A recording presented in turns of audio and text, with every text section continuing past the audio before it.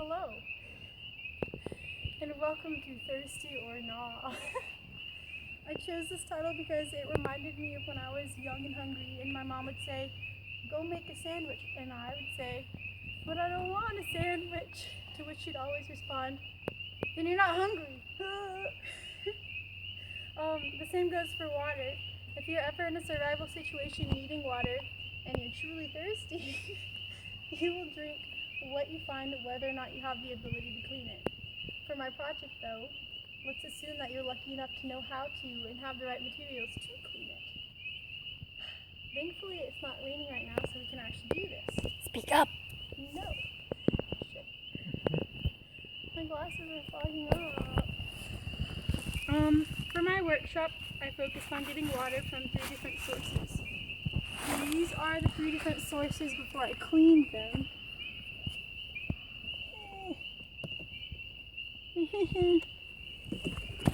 Where do y'all think each of those are from? Don't read the top.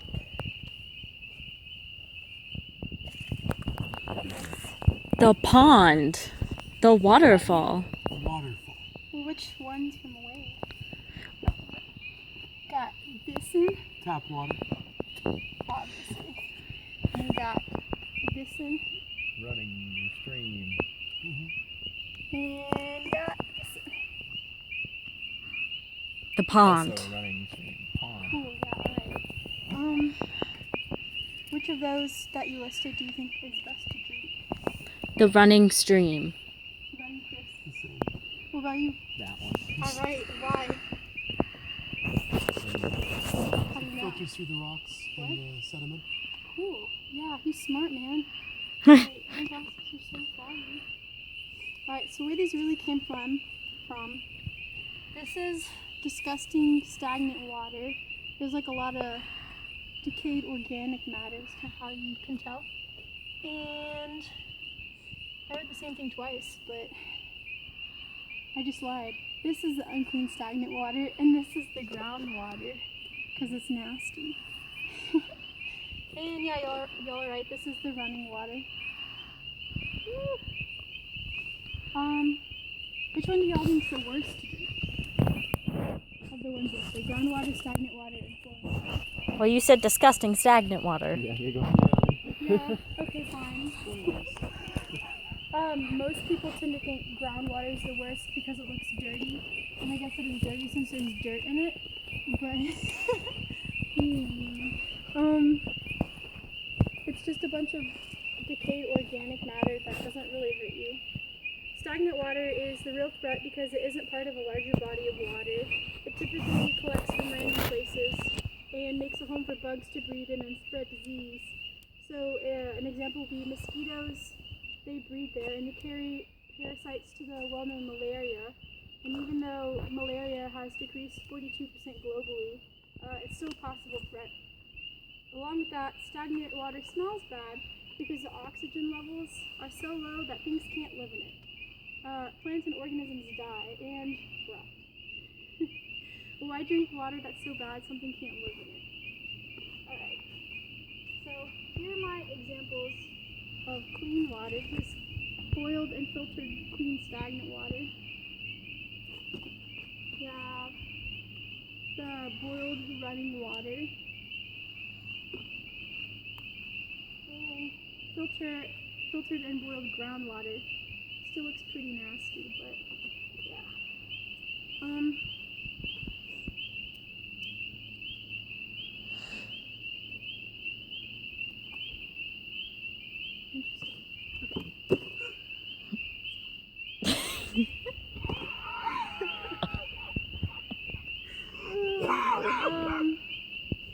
So yeah, I got the chunks and the gunk out of the groundwater ever so slowly by filtering it through a towel.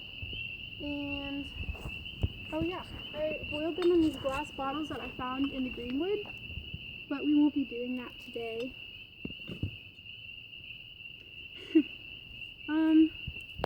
I'm going to teach you how to boil water with rocks. So I set my fire up already, and I'm going to start that because they need to be in there for about 15 minutes, and this is only a 20-minute-ish presentation. Yeah.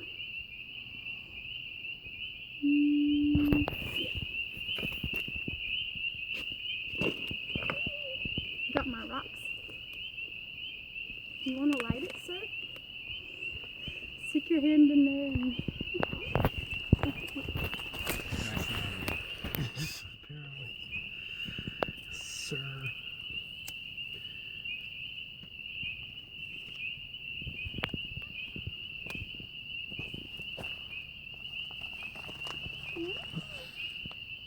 Yeah. Hey, man. Oh, wow.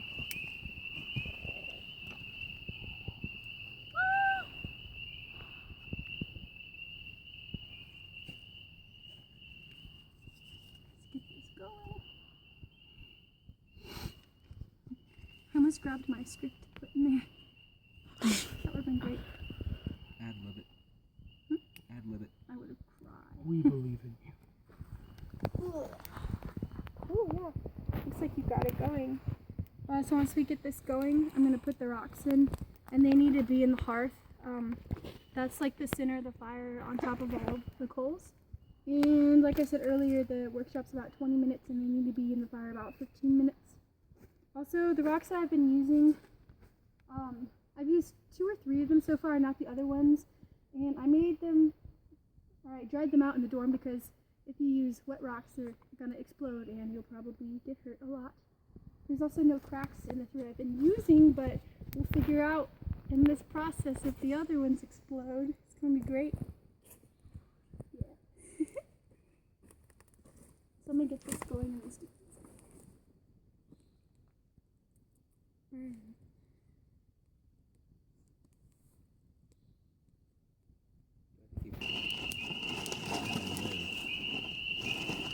I was wondering why there was a pile of sticks outside your room. I was wondering why there's a pile of sticks outside your room. There's a pile of a lot of things outside the room. Yeah, I'm also confused about that. The tire. That's a good stick. This is a stick. Yep. Because of the way it is. My workshop's not fire making, so I'm not talking about it. I'm just smart. I didn't have to do a workshop to know. Ooh, that was a burn on everyone that did a fire workshop. It took me time, but then it was amazing. Do you feel as though fire has a dimension? Huh? Do you think fire has a dimension? It has 3 dimensions. I don't know about that. You live in 3-dimensional space. But it looks as though fire is flat and one-sided. Oh, but see, if I were to put my hand here or here, because if it were only one-sided, it would have an infinitely small amount. You couldn't even touch it because the width of it would be infinitely small. There'd be no ability to even see it. Unless if you look at it from the one side. But there'd be no ability to interact with it, basically. But we can interact with it. So it's 3 dimensions. No, we can't. We Yeah, we can't can. touch it. You can. Yeah, you It just can. hurts. I can And draw good things don't square happen. for it. It's interacting with the sticks right now, which are in 3 dimensions.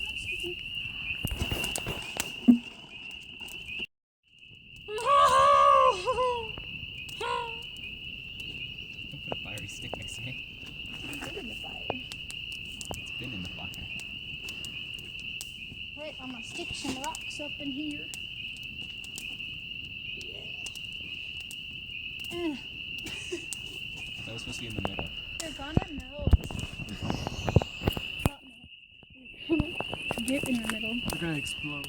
Well, God. I'm gonna put the coals over them in a minute. Ow! That was not Fire's smart. hot. I realize. I think it's... You're putting out the fire. Yeah.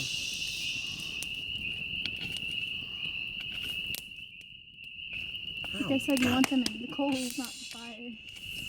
So if I surround them with coals, Forget embers. Hmm? Embers. that too.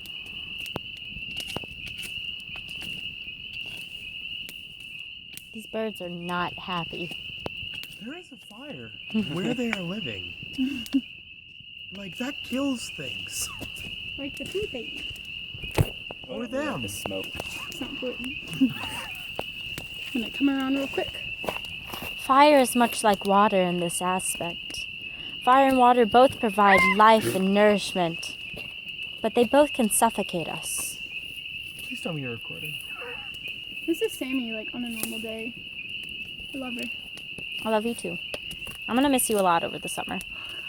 Thanks, Chris. No, the Recorder falling. rocks in the fire, we gotta go get our water. No, don't fall. I won't.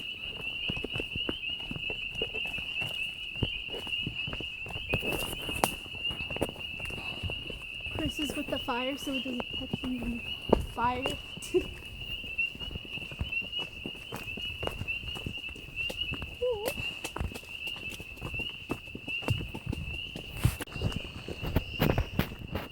So I'm taking us to the best place to get water. Ooh, poison ivy. Clean water is frequently flowing from a source that is probably a little dirtier than it is. But because it's traveled over rocks, the sediment has caught on the ledges and it's lifted over the rocks to become aerated. Oh. Here we go. As the water passes over each ledge, it's becoming aerated and eliminates smell. The best flowing water is from a stream, and the white water coming off the rocks, which would be like right there. Yeah, I don't know if you can see it in this lighting. Sorry. It's the best. The rocks that create a small waterfall effect, which I'm going to show down here. They're the extra best because they filter over multiple rocks. Please don't fall asleep.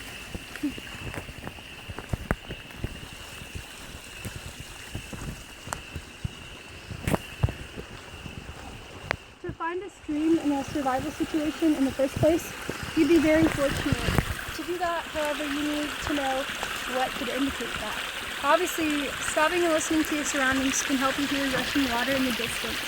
Vegetation will also get thicker nearer to the water, and signs of bugs and animal life should be more noticeable, like where we are now.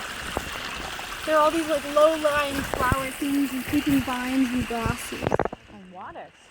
What? Well, yes, and water, but even over in the distance there are more. And if you are quiet, you might be able to hear the birds and the bugs. I do, yeah. So if neither of those work, walking the lay of the land, which is sometimes downhill, is more likely to bring you towards water. But you'd want to follow the rocky part too because water flows through and cleans itself there. So let's get our water and go back.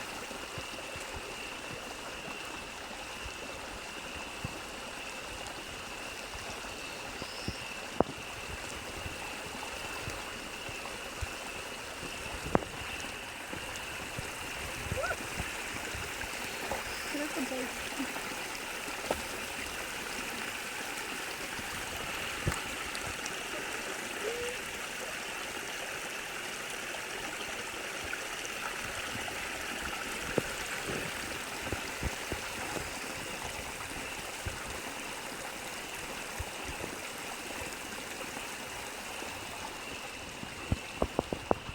Want to carry that again?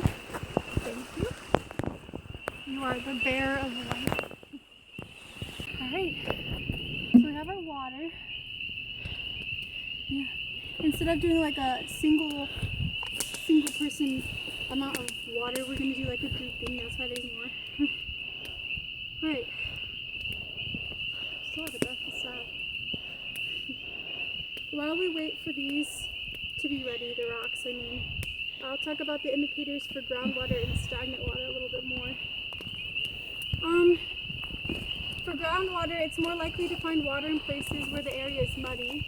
If it's not muddy, look for mosses that hug the ground or plants growing in clusters, usually in the dip of the land. Downhill in general is the direction that water flows, and you can look for animal tracks that lead you there. Swarms of bugs are annoying, but they are great. When you find a location, dig about 8 inches to a foot or more into the ground, and if water isn't immediately pooling, sit back and wait for it to trickle on in. If you have a container, scoop it up and soak up the rest with a rag to wring out later. If you dig and find the groundwater is more clay-based than dirt, that's okay, but dirt water is more preferable because in lead there can sometimes be high levels of lead and arsenic. I think I said lead instead of clay, but yeah. On stagnant water, water that looks still is commonly mistaken for stagnant water. The pond that we are across from, it looks creepy and still and disgusting, but it's not. It has an outlet. This water that we just collected is the result that came from that pond. It flowed down to our pickup point. It doesn't look like it's moving, but there has to be a current that's pulling water out of the ground or out of the pond and into the stream. If you find a water source and you're not sure if it's stagnant water, find a leaf or like a light piece of bark or something and sit it on it. And if it moves by another force other than the wind, then it's not stagnant water. Healthy ecosystems and water sources will be surrounded by bugs and algae and plants. Here you can definitely hear the bugs and you can see the plants. If you stop at a water source and you don't hear birds chirping and plants are scarce or dying, do not drink that water. All sources of life will be more prominent. Where there's water, there are bugs. Where there are bugs, there are birds and frogs. Where there are birds and frogs, there are bound to be other predators.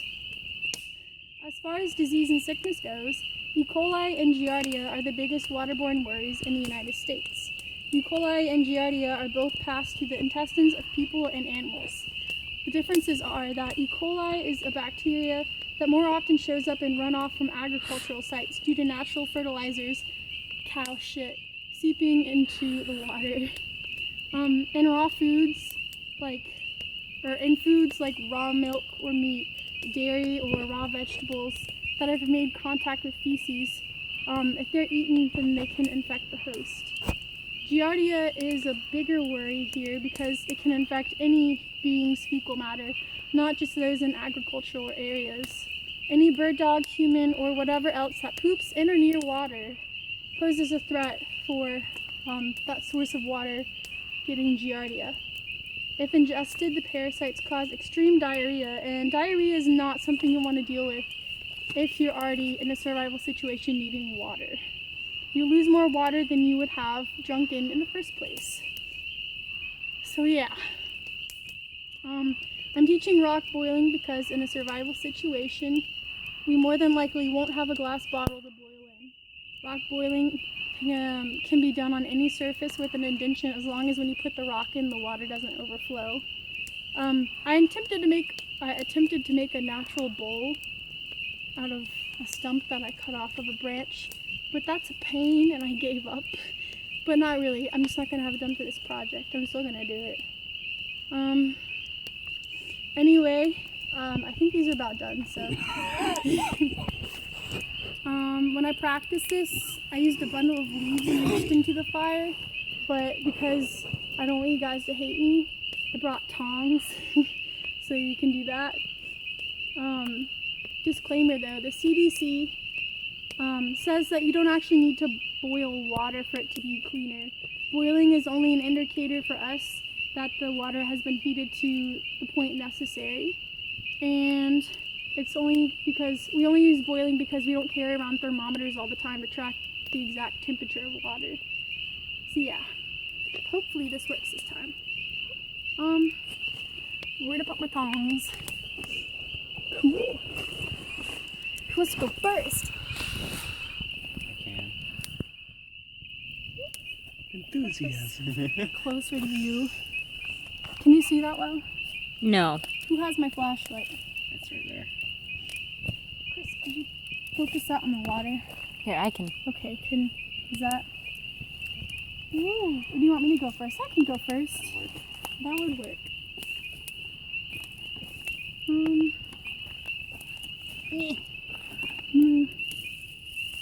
Go for this one. Ow, that was hot. Yeah. You gotta shake off the ash a little bit. It's not gonna be clean. But... So it's sizzling. Hurry up and dig for one.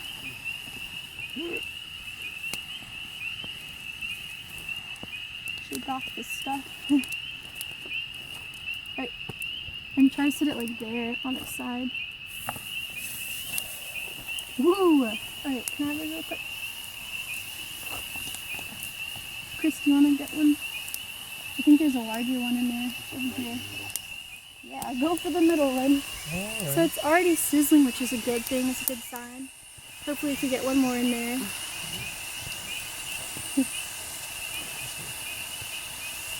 Come on. There you go. Put it in the little gap right there. Yeah, there it is. Bless up. It's not like the biggest boil, but it's definitely really hot water. So we did it. It doesn't look very tasty, and it never will be very tasty. It tastes, I tried it when I did it. It tastes just about like smoke smells. Isn't that joyful? So there you go. Ah, my eyes! Big part. You can now boil water with the rock, and if need be. Honestly though, if you're in a situation needing water and you're truly thirsty, you're gonna drink what you can find, whether or not you can clean it. If you've swum in public pools or public areas, or not public areas, but bodies of water that have been touched by people before, and you've accidentally ingested that water and you haven't died. So, in the middle of nowhere, there's probably a better chance that your water is not contaminated by people. So if it comes down to it, drink the water. You'll die faster from dehydration than you will from a sickness that you can cure when you get home. Ta-da!